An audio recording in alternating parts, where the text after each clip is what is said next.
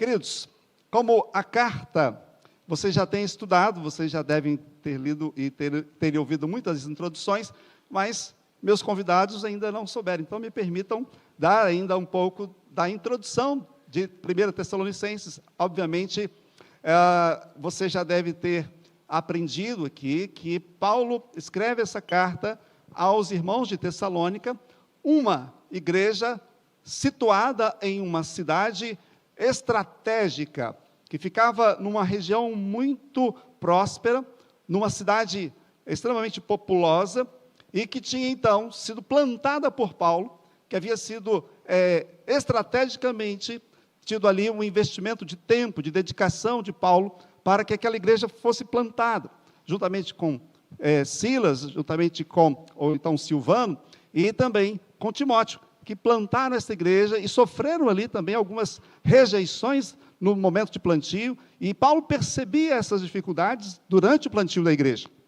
Mas Paulo não podia, pela missão que ele tinha, de permanecer naquele contexto ali, uma vez que a igreja já estava plantada, já estava introduzida ali o evangelho com um grupo de pessoas com os quais ele tinha atuado nas sinagogas por 3 semanas praticamente consecutivas, e depois alguns teólogos dizem que ele ficou ali praticamente quase que 6 meses, mas isso é uma controvérsia, mas o fato é que a igreja foi bem plantada. A igreja foi bem instaurada ali a partir de um grupo de irmãos. E esses irmãos ficaram ali com a missão de desenvolverem o evangelho que receberam através de Paulo. E é exatamente neste contexto que Paulo, depois de sair daquela cidade, ir para outro campo, ele preocupado, como estariam esses irmãos? Quando eu estava estudando sobre isso, eu me coloquei bem perto de Paulo, numa comparação.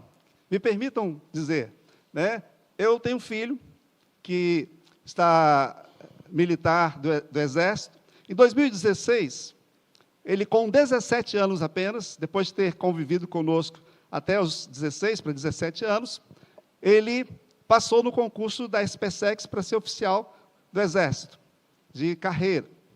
E quando nós chegamos lá em março para deixar o nosso filho na SpaceX, pegamos o voo, fomos para Campinas, chegamos lá, entregamos ele para um sargento que nos recebeu, e ali o moço disse assim: olha, agora, daqui para cá, é com a gente. O senhor pode pegar o voo, voltar para casa, que agora seu filho é nosso. Aí, nosso filho ficou lá, 17 anos, sempre pertinho da gente, eu e Simone, saímos, e agora? E o que vai acontecer? Eu pensei que a gente ia entrar, e a gente ia ver onde ele ia dormir, pensamos que ia dar tudo certo. Não. A gente foi colocado para fora, e seu filho está para a gente aqui agora. E a gente, então, veio embora. Só que tinha um detalhe, nós só poderíamos nos reencontrar ou ouvi-lo 30 dias depois, porque teria o período básico, em que ele ficaria incomunicável em treinamento, no período básico, do qual também já tinha passado por ter sido militar aqui no 38BI. Então, eu sabia, imaginava quais seriam os desafios, os problemas, as lutas que ele teria nesse primeiro mês de internato ali na SpaceX. E exatamente quando Paulo sai de Tessalônica, vai estar em Corinto, manda Timóteo para vir, para estar ali com aqueles irmãos, querendo saber o que tinha acontecido com eles depois da sua saída. E é essa expectativa de um coração missionário, ou talvez, no meu caso, de um coração paterno, de proteção e de querer saber como foi. E é aí que entra a nossa história, aí que entra o contexto do texto. Eu quero ler com você, para a gente caminhar nesta ideia, a partir do verso 1 até o verso 5, para a gente comentar e conversar a respeito disso neste texto a partir daí. Embora nós vamos ler todo o texto, mas por enquanto, 1 Tessalonicenses, capítulo 3, verso de 1 a 5, eu vou ler na NVI, você abre a sua Bíblia aí, para a gente estar acompanhando.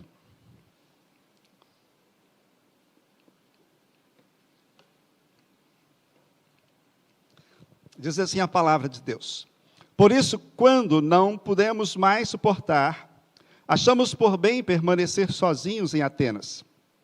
E assim, enviamos Timóteo, nosso irmão e cooperador de Deus, no Evangelho de Cristo, para fortalecê-los e dar-lhes ânimo na fé, para que ninguém seja abalado por essas tribulações. Vocês sabem muito bem que fomos designados para isso. Quando estávamos com vocês, já lhes dizíamos que seríamos perseguidos, o que realmente aconteceu, como vocês sabem. Por essa razão, não suportando mais, enviei Timóteo para saber a respeito da fé que vocês têm, a fim de que o tentador não os seduzisse, tornando inútil o nosso esforço. Então, meus queridos, você já entendeu aí o contexto deste capítulo 3, antecedido aí pelo capítulo 1 e 2, quando Paulo intenciona mandar Timóteo com duas perspectivas, com dois propósitos idealizados, que era de confirmar aquilo que ele havia feito, que era um bom discipulado, mas também de reforçar as ações em prol de uma igreja que se fortaleceria ainda mais com a presença de Timóteo. E qual era a ideia? O que Paulo queria que Timóteo reforçasse na mente e no coração daquela igreja nova? Porque, embora fosse uma igreja em que os primeiros gentios a serem alcançados foram em Tessalônica, e é óbvio que eles ainda tinham pouco tempo de vida cristã. Eu fico pensando, e estava olhando aqui, eu tenho cerca de 40 anos de vida cristã. Me converti lá em Ipatinga, e depois me mudei, fui para Araçás, e de repente, aos 15 anos de idade, chego para cá, e começo a minha carreira cristã aos 15 para 16 anos de idade. E aí você já sabe a minha idade, né? Então, com isso, eu fico pensando que se eu, em 40 anos de vida cristã, já tenho cometido muitas e muitas falhas, e eu vou ser sincero, muitos e muitos pecados, muitas e muitas ações e reações que desagradaram a Deus no processo de discipulado, do qual Deus requer que eu viva. Eu fico imaginando qual não seria a preocupação de Paulo em realmente fazer com que Timóteo fosse para atestar, confirmar e reforçar o que havia sido feito no discipulado daqueles irmãos. Então, isso justifica a preocupação de Paulo. Isso justifica as expressões de Paulo na sua carta aos seus irmãos em Tessalônica. E qual era a mensagem que Paulo queria reforçar? A mensagem da salvação, da fé salvadora. Porque há uma distinção muito grande da fé salvadora em relação a outro tipo de fé que alguém possa manifestar. Por exemplo, alguém chega e diz assim: Pastor Ronildo, ora por mim, porque eu vou me submeter a uma cirurgia nessa semana. Então ele tem uma fé, que é uma fé saúde, que eu vou chamar assim. Por quê? Porque eu vou fazer uma cirurgia, e aí pode ser um cristão ou não, ele vai chegar e vai dizer assim: olha, ora por mim, porque eu vou fazer a cirurgia. Mas aí ele faz a cirurgia, ok, e passa tudo bem, tudo certo, ele depois não tem o mesmo relacionamento com Deus a partir dessa fé saúde, ou que ele estabeleceu. Ou talvez ele vai fazer uma viagem. Já viu pessoas que chegam assim: pastor, vou fazer uma viagem, tal, ora para mim, ora por mim. Ah, vai lá no grupo de oração, no Desperta Débora, e olha, já que você vai lá orar, ora por mim também. Aí vai lá no Desperta Débora e a pessoa ora pela viagem. E a pessoa vai, volta, maravilha, fiz uma boa viagem. Essa é uma fé viagem. Mas a fé salvadora é a fé construída na certeza de que eu sou pecador, no reconhecimento de que há uma condenação sobre mim, mas que a misericórdia, a graça de Deus, planejou algo maravilhoso para que eu fosse redimido, para que eu fosse perdoado, para que eu fosse resgatado, restaurado. E Paulo fala isso muito bem, quando escreve a carta aos Efésios, no capítulo 1, no versículo 13. Tendo ouvido o Evangelho, e nele você creu, você foi selado pelo Espírito Santo, que é a garantia da vossa salvação. Então Paulo encaminha Timóteo para que ele reafirme, para que ele confirme ao coração dos irmãos esta verdade. E Timóteo faz isso com muita sabedoria. E ele vai evidenciar para Paulo, quando ele apresenta o relatório, algo que traz satisfação a Paulo. E Paulo vai, então, introduzir esse capítulo 3, apresentando ali, dentro do que ele já havia dito nos 2 primeiros capítulos, do apreço que os tessalonicenses tiveram no início do plantio da igreja pela palavra. Porque há muitas pessoas que têm apreço pela palavra. Eu trabalho em um setor, eu trabalho no registro de imóveis, e se alguém tem propriedade aqui em Jardim Camburi, eu faço o seu registro, ali no cartório da 3ª Zona de Vitória, né? E há colegas meus que trabalham comigo, que têm apreço pelo Evangelho. Há clientes com os quais, às vezes, a gente liga que têm apreço. Quando eu digo, eu sou pastor, né? Há pessoas que têm esse apreço. E aí, no meu tempo de vida cristã, lá em Ipatinga, havia uma irmã que dizia assim, eles são amigos do Evangelho. Alguém já ouviu essa expressão? Pois é. Eles são os amigos do Evangelho. Tem apreço. Vai fazer algo religioso, eles têm um apreço. Eu gosto desse negócio. Gosto dos hinos de vocês. Gosto dos louvores de vocês. Era essa perspectiva. Paulo percebia o apreço deles. Vejam só o que acontecia neste tempo, quando Paulo plantou a igreja. Havia as sinagogas judaicas, em que se estudava, né, o Velho Testamento, e era a cultura helênica, grega, em que os cultos eram pagãos. E nas sinagogas estavam ali pessoas que estavam procurando o diferencial. O que esse diferencial representava? Bem, eles não queriam a prostituição, os vários deuses que os gregos tinham. Eles queriam o monoteísmo que a fé judaica apresentava. Mas, em contrapartida, eles não queriam os rituais e o legalismo que a fé judaica trazia. É neste momento que, para estes gregos, que estavam procurando uma fé genuína e verdadeira, e procurando por Deus, para que eles pudessem, então, serem amadurecidos, é que Paulo, guiado por Deus, chega naquela cidade e planta ali o quê? O Evangelho em que há um só Deus, mas há a liberdade de você fazer a sua escolha e viver para a glória dele.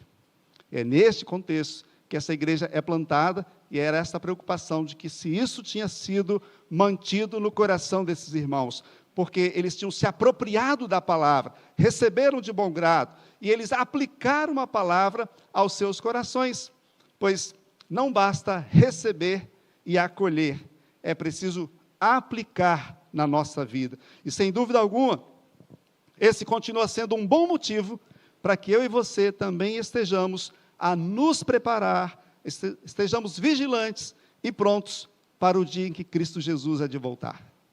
Afinal de contas, o que a igreja de Cristo espera? Se você vai comigo em Apocalipse, lá no finalzinho, você vai declarar: Maranata, ora vem, Senhor Jesus. Sendo assim, meus irmãos, nós precisamos aplicar os verbos que permeiam essa carta. Quais são os verbos? E eles estão muito claros quando você lê. Eu te conclamo, a partir da releitura que você vai fazer até o final dessa jornada que o pastor Ronildo está convidando você, para você ir grifando esses verbos no decurso da sua leitura. Quais são esses verbos, pastor? Esforçar, orar,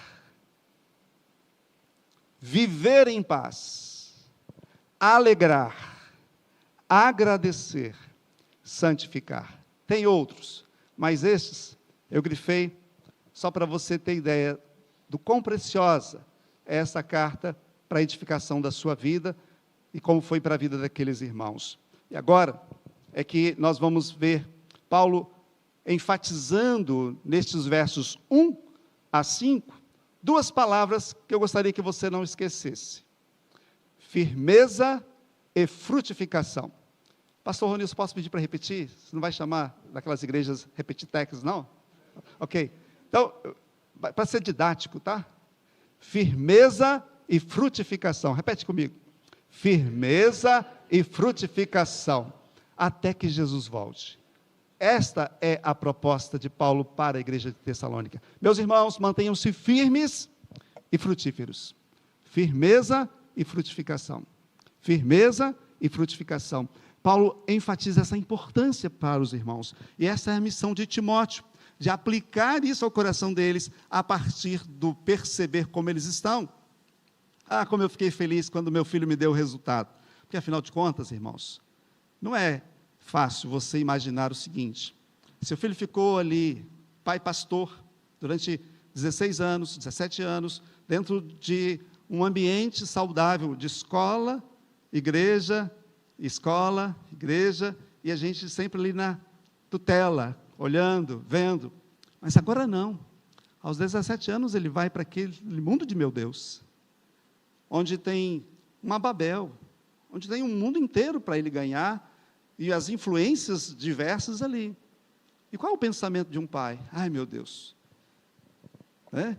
e agora, se meu filho receber um convite para ir para algum lugar que não agrada ao Senhor, para fazer algo que venha decepcionar a família, a igreja, ou algo assim. E aí os dias, meses foram passando. E aí nós fomos tendo os relatórios. Pai, estou envolvido no centro acadêmico aqui, estou envolvido com isso, já estou tocando louvor aqui no centro. Aí o coração de um pai, como é que fica? Louvado seja Deus, porque a semente foi bem plantada. E ela está germinando longe.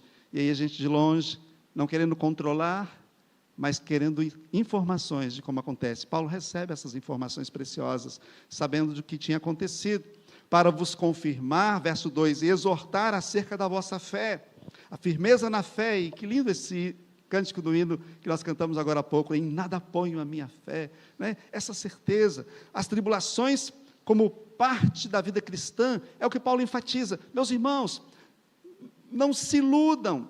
Vocês sabiam que quando nós estivemos aí com vocês, nós falamos para vocês e nós prevenimos que as tribulações viriam. Então, meu irmão, você se converte, você entrega a sua vida a Cristo, você não entra para uma história de conto de fadas de que tudo vai dar certo, porque reveses acontecem. Estou vindo agora, de sábado da semana passada, até ontem, minha mãe estava internada com 84 anos, num hospital, com uma grave pneumonia.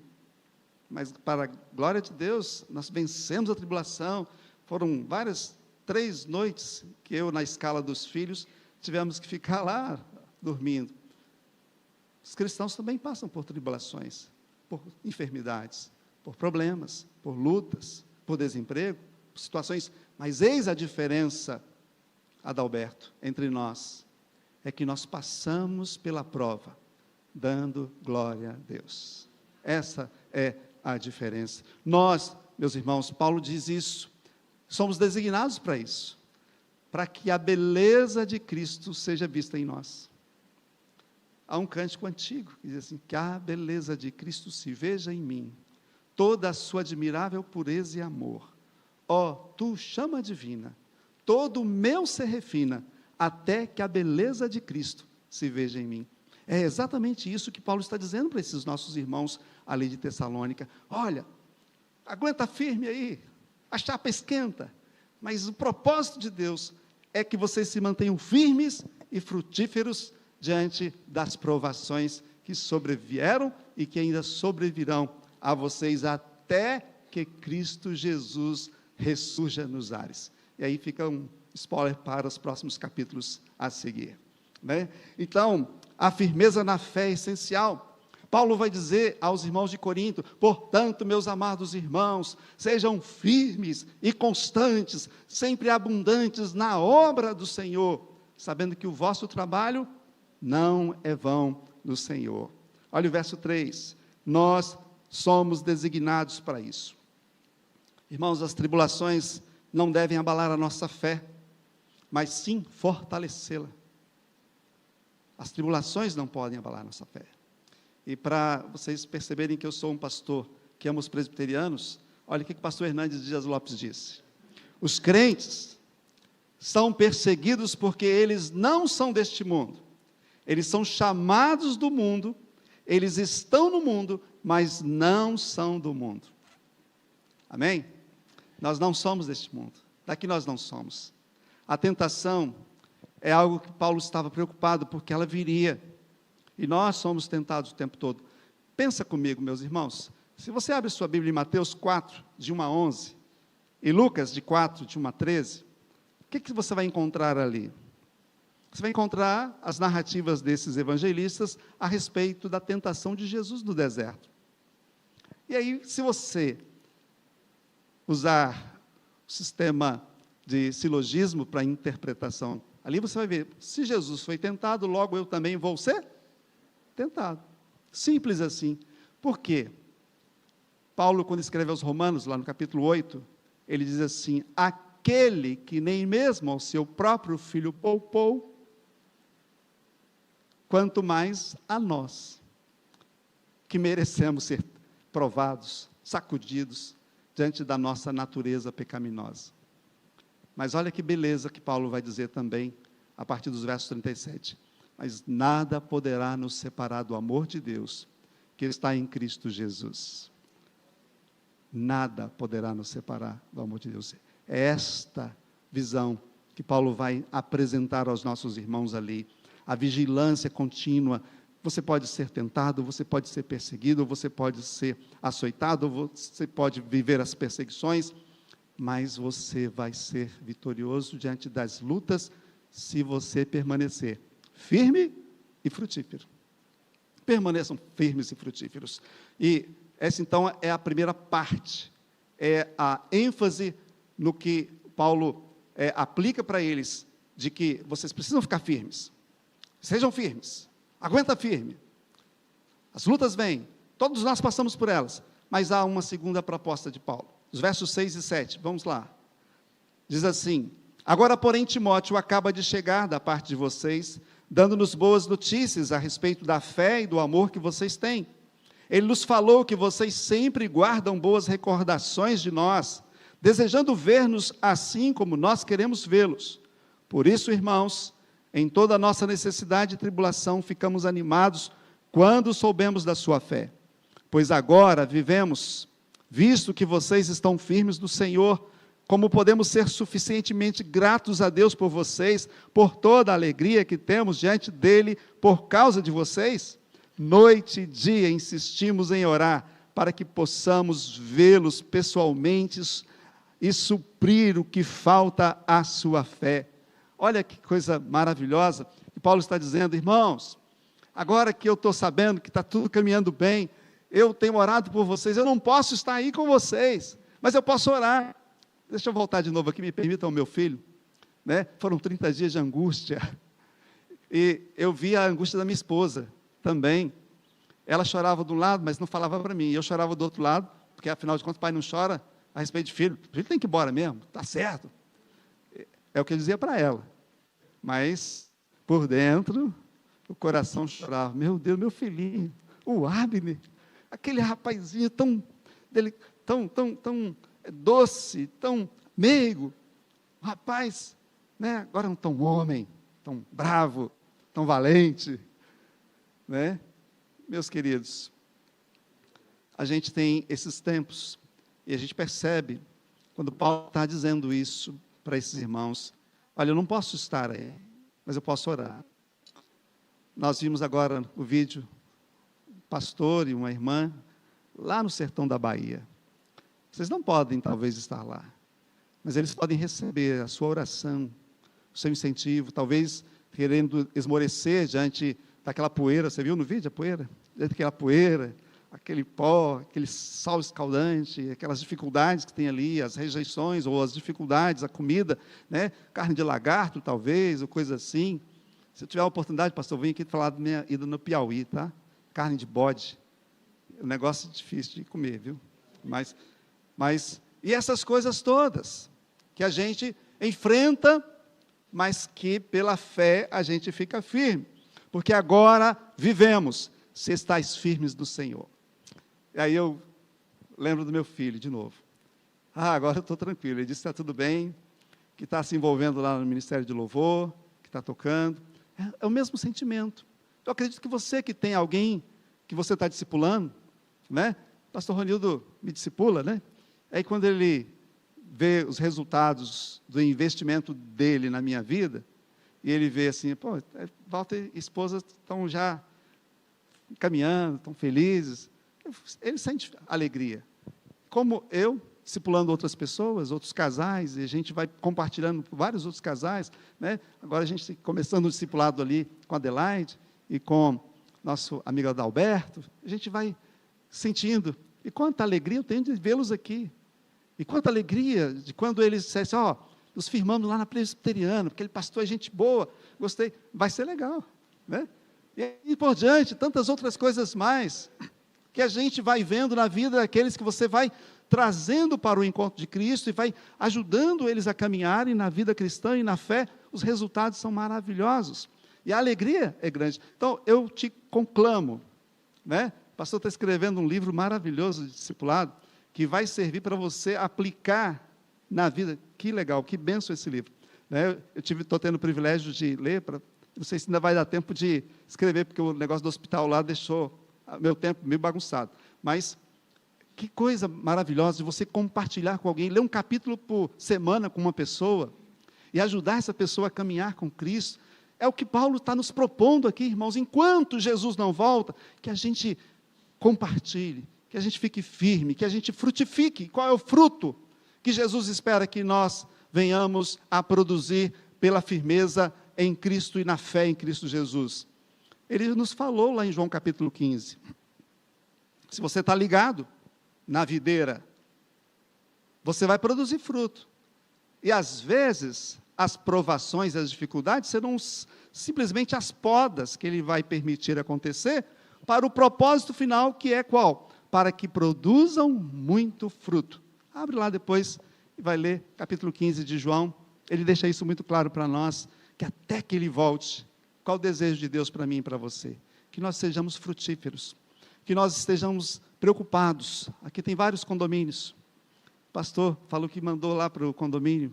E que você seja alguém que esteja preocupado com o síndico, que esteja preocupado com o porteiro, que você esteja preocupado com as pessoas, de trazê-las ao encontro com Cristo, de fazê-los perceber o grande amor de Deus, de fazê-los sentir o que você sente em estar na presença de Deus. Porque esse é o fruto que Deus deseja que você produza, além do fruto do Espírito na sua vida, conforme Gálatas capítulo 5, os versos 21, gozo, paz, amor, longanimidade, bondade, temperança, domínio próprio, que Ele quer que este mover do Espírito em nós, até que nós tenhamos a imagem e semelhança de Cristo, que nós estejamos parecidos com Ele, para que nós possamos crescer, até que todos cheguem à estatura de varão perfeito. Como eu disse, eu tenho 40 anos de vida cristã. É certo que alguns de vocês têm 10, talvez algum chegou há uma semana atrás. E qual deve ser o meu desejo? Que todos cheguem à estatura de varão de Cristo. Por isso que quando o autor aos Hebreus escreve o capítulo 12, ele diz assim: portanto nós, que estamos rodeados de tão grande nuvem de testemunhas, deixemos o pecado que tão de perto nos rodeia e corramos com perseverança a carreira que nos está proposta. Olhando para quem? Para Jesus, que é o autor e consumador da nossa fé. Nós temos que olhar para lá. E é esta a proposta de Paulo aos nossos irmãos de Tessalônica. Meus irmãos, fiquem firmes, mas deem frutos. Porque deixa eu dizer uma coisa para vocês. Deixa eu dizer uma coisa para mim mesmo. O resultado da nossa fé, firmada em Cristo Jesus, precisa gerar frutos. Se você não está gerando frutos enquanto Jesus ainda não vem, reveja a possibilidade de talvez você ainda não ter tido um encontro real e verdadeiro com Cristo Jesus. De você ainda não ter sido transformado no encontro genuíno de salvação pela fé em Jesus. Porque há muitos que eu já batizei, pastor Ronildo, que viveram anos e anos na vida cristã, mas chegaram no final, já ali maduros, e me perguntaram: pastor, eu tenho uma ligeira impressão de que eu ainda não entreguei minha vida para Cristo. Aí eu falei, vem cá, então me explica esse negócio aqui. Não, porque, sabe, quando eu era jovem, aí para integrar a igreja, no nosso sistema era assim, né? Aqui eu não sei como é que funciona, mas no nosso, assim, eu estou falando de nós batistas, né? Quando eu tinha 12 anos, o pastor falou assim, para você integrar e participar de certos ministérios, você tem que ser batizado. Aí eu me batizei, mas eu me batizei por causa da turma, por causa da equipe. E eu fiquei na equipe, e participei da equipe. Mas eu vivi uma vida porca quando eu não estava na igreja. Eu vivi uma vida sem testemunho na escola, sem testemunho no trabalho, sem dar fruto, pastor. Aí eu disse assim, e o que você está sentindo agora? Aquela mensagem de domingo passado, quando o senhor falou sobre arrependimento, transformação e receber a Cristo pela fé, eu abri meu coração e recebi Jesus, eu entendi que houve um novo nascimento em mim, uma mudança. Aí eu falei assim, o batismo próximo é daqui a 3 meses, você está escalado para se batizar, vamos entrar na classe de discipulado e vamos se batizar. Porque nós batistas batizamos depois da conversão. Só depois que você se converte é que você é batizado. Aí, meu irmão, é que nós aplicamos para aquela pessoa que ela estava produzindo fruto. E olha quantos frutos essa irmã produziu. Hoje de manhã, estava vendo ali, eu estava com ela. Muitos frutos, depois da conversão, depois de ser selada pelo Espírito Santo, de viver e decidir viver para a glória de Deus. Esta é a grande verdade, é esta a preocupação de Paulo, para que sejam os vossos corações, verso 13, firmados em santidade. Se há uma dificuldade, eu não estou dizendo, porque eu já disse para vocês, eu já errei, já cometi pecados, já cometi falhas, mas permanecer no pecado é característica de alguém que ainda não tenha sido lavado pelo sangue do Cordeiro, que ainda não tenha sido redimido, transformado e mudado na sua natureza. Terminando, senão o pastor Ronildo vai receber queixas de vocês ali, porque o culto demorou. Vejam só, firmeza na fé é necessária para nós enfrentarmos as tribulações. A frutificação da fé manifesta-se em amor e conforto mútuo.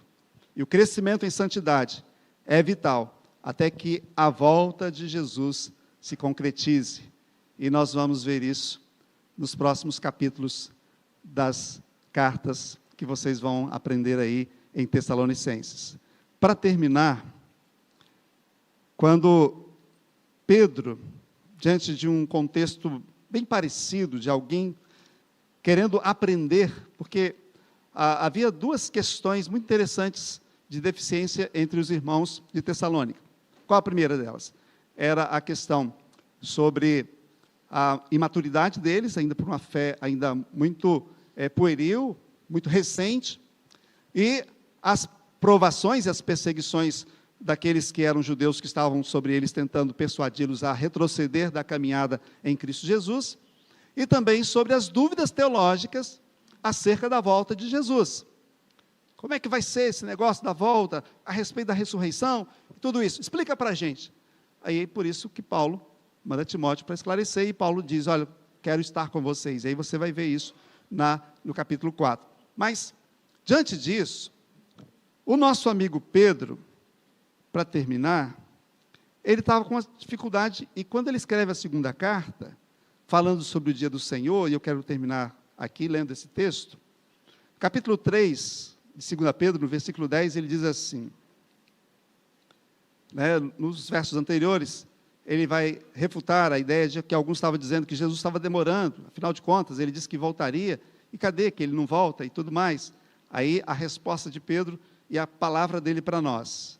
O dia do Senhor, porém, virá como ladrão, os céus desaparecerão com um grande estrondo, os elementos serão desfeitos pelo calor e a terra, e tudo o que nele há será desnudado. Visto que tudo será assim desfeito, que tipo de pessoas é necessário que vocês sejam? Aí ele responde, é uma pergunta retórica. Aí ele responde, vivam de maneira santa e piedosa, esperando o dia de Deus e apressando a sua vinda, Como é que a gente apressa a vinda do Senhor? Dando frutos, pregando o Evangelho. Porque até que o Evangelho do Reino seja pregado a toda a gente, não será o fim. Então nós temos que pregar o Evangelho. Temos que fazer como os irmãos foram lá para... Nem lembro o nome da cidade. Naquele dia, os céus serão desfeitos pelo fogo, e os elementos se derreterão pelo calor. Todavia, de acordo com a sua promessa, esperamos novos céus e nova terra, onde habita a justiça. Uma coisa legal a respeito de escatologia, que eu amo, é o seguinte: não estou preocupado se você abraça a ideia pré-milenista, amilenista, pós-milenista, ou qualquer uma dessas correntes que se divagam em cada uma delas. O que mais me contenta é que todas elas afirmam uma verdade: Jesus vai voltar. E se Jesus vai voltar, e eu tenho certeza que ele vai voltar, Pedro é o que ele está dizendo aqui. Veja o verso 14. Portanto, amados, enquanto esperam estas coisas, quais coisas? O término de todas as coisas e a volta de Cristo, empenhem-se para serem encontrados por Ele em paz, imaculados e inculpáveis. Esta é a proposta de Paulo para mim, esta é a proposta de Pedro para você, esta é a proposta de Jesus para todos nós, para que vivamos de maneira firme na fé, produzindo frutos, de maneira imaculada, fazendo como Paulo diz aos Filipenses, não que já tenhamos alcançado tudo isso, mas uma coisa nós fazemos, deixando o que para trás fica, prossigamos para o alvo, para o prêmio da vocação de Deus em Cristo Jesus. Meus irmãos, fiquem firmes e constantes, produzam muitos frutos, ouçam o convite desta igreja para você, de dar frutos em Jardim Camburi e onde quer que você esteja, para a glória de Deus. Que Deus os abençoe em Cristo Jesus. Amém.